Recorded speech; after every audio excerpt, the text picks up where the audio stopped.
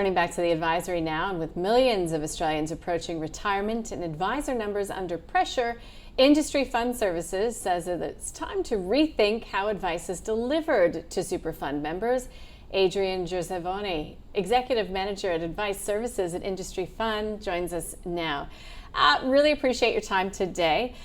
When we are talking about changes required for industry super funds, why now? What changes? Oh, look, I think we're actually probably a little bit late to this. A number of super funds have got out over the last decade or so to establish ways to connect, self-employed advisors, retail advisors, call them what you want, their members with those advisors.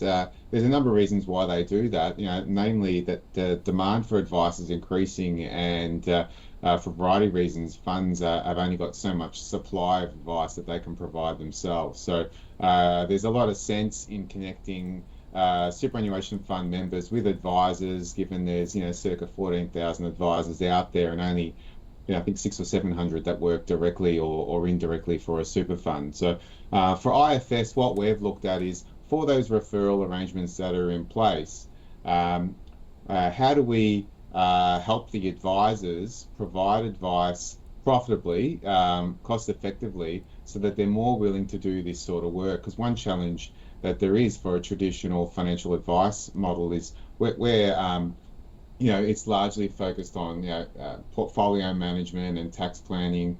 You end up having a certain cost point for advice, which might price this sort of ordinary Australian out of it. So what we wanted to do is look at, could we provide a group of advisors with an operating model, and obviously the license as well, so that they can specialise in providing advice to superannuation fund members, still work for themselves. It's purely a licensing and service play. And for those advisors, predominantly they're going to be focused on helping working Australians making some better decisions through their working life, and doing that retirement planning and the retirement setup piece. Okay, so this is for industry super fund members. You're working with advisors. So what is the sort of transition mechanism between what you're actually doing there at Industry Fund Services and the advisors, and then the ultimate, client outcome?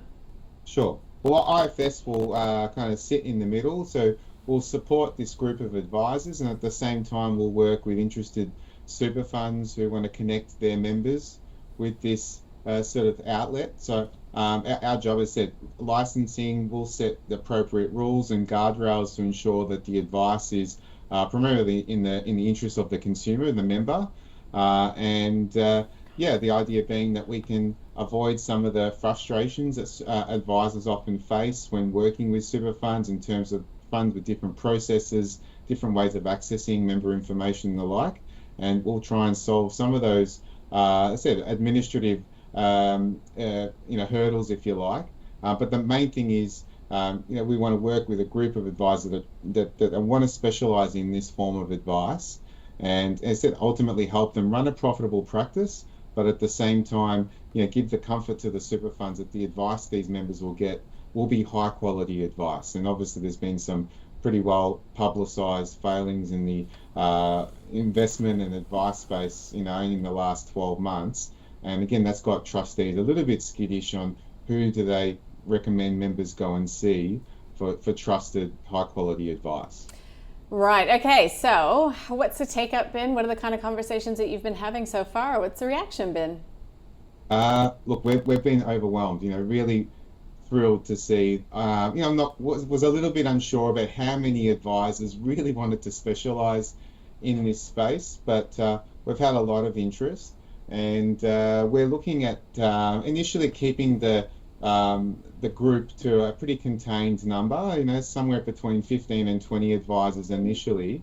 And so that will be getting going in around July this year. Over the next couple of months, we're looking to whittle a long list down to a short list of advisors that fit, they're, obviously happy to work within the confines of the rule set and what have you. But, there's good cultural fit and the like. There's been some commentary more broadly in the industry. There's always a little bit of cynicism as well, in terms of industry fund services.